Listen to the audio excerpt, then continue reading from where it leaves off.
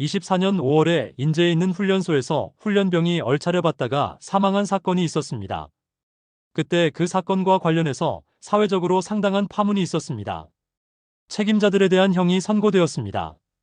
중대장이 5년, 부중대장이 3년 징역형을 선고받았는데 혐의는 학대치사, 직권남용 가혹행위로 되어 있습니다. 아직 2심, 3심이 있어 확정된 것은 아닙니다. 이 비극적인 뉴스를 보면서 생각나는 이야기가 있어서 영상을 통해서 이야기해보고자 합니다.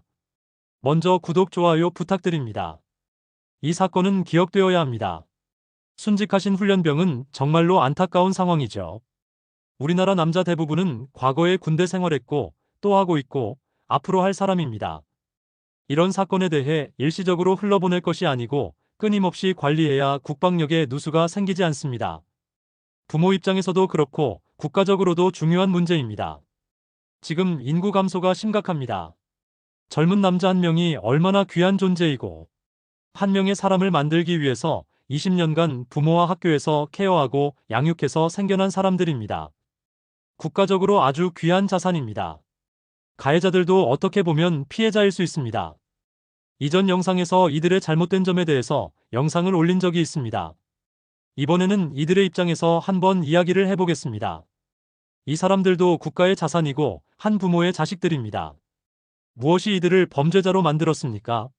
모든 책임이 이들에게 있었고 군의 시스템, 문화, 상관들의 방침 이런 것은 문제가 없을까요? 보는 시각에 따라서 이 장교들도 피해자일 수 있습니다. 정상적 생활을 하던 젊은이였다면 군 시스템에 문제가 있는 것은 아닌지 점검해봐야 한다는 것이 저의 생각입니다. 그렇지 않으면 이런 일이 또 생길 수 있다고 봅니다.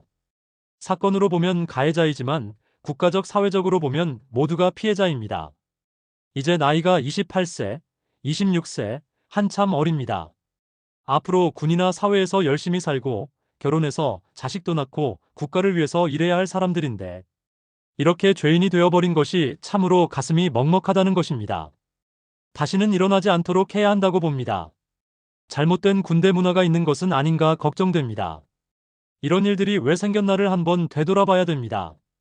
어떤 환경이 이 사람들이 그런 의사결정을 하는데 영향을 미쳤는가 하는 점에 대해서 생각을 해봐야 될 것 같습니다. 만약에 이들이 장교로 양성되는 과정에서 그런 대우를 받았고 그런 교육을 받은 것이라면 이게 심각한 문제라고 봅니다. 사람은 배운 대로 하니까 이런 일이 다른 데서 또 생길 수도 있는 것이죠. 사람은 자기가 당하면서 배우는 것이죠. 옛날이지만 그때는 군대 생활할 때 아침에 뜨면 두드려 패고 저녁에 해지면 두드려 패고 잘 때도 깨워서 두드려 패던 시절이 있었습니다. 그런데 그 시절에 격언이 있었습니다. 신참 때 많이 맞고 많이 괴롭힘 당한 사람이 고참이 되면 많이 때리고 많이 괴롭힌다는 것이죠. 그 말은 맞으면서 배운다는 겁니다. 이 사람들도 그렇게 부당한 대우와 부당한 교육과 이런 걸 받으면서 배워서 훈련병한테 전가한 것이 아닌가 하는 의심이 생기는 것이죠. 군의 간부 교육 과정에서 어떤 일이 벌어지는지부터 살펴봐야 된다는 것이죠. 이 점은 매우 심각한 것입니다. 나중에 소령 중령이 되었을 때 그 생각이 바뀌겠느냐? 저는 안 바뀐다고 봅니다. 20대 머리에 주입된 지식은 평생을 갑니다.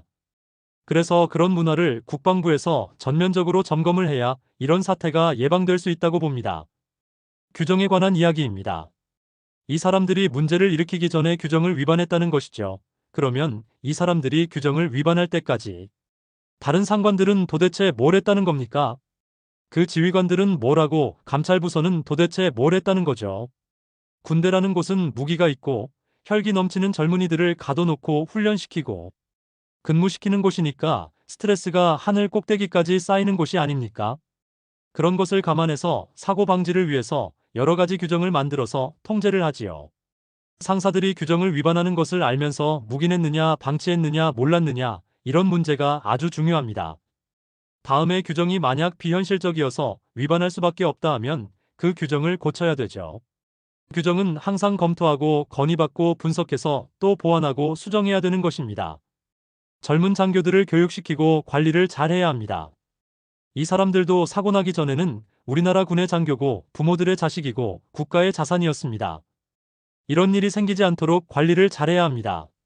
장교라고 해봐야 이제 나이 20대입니다. 부모 세대 입장에서 보면 아직 많이 어립니다. 이 사람들이 사람을 죽게 하는 엄청난 일을 저지를 동안 도대체 사단장, 연대장, 대대장 이런 분들은 교육을 제대로 시켰습니까? 아침 저녁으로 모아놓고 교육시키고 또 교육시키고 해야 되는 것 아닙니까? 군에서는 항상 긴장해야 됩니다. 순간 판단 잘못으로 사람이 죽고 가해자는 신세를 망치고 이런 일들이 언제라도 일어날 수 있습니다. 조직 관리자들은 진짜 끈을 바짝 조여서 구성원들이 긴장 상태를 항상 유지할 수 있도록 해야 됩니다.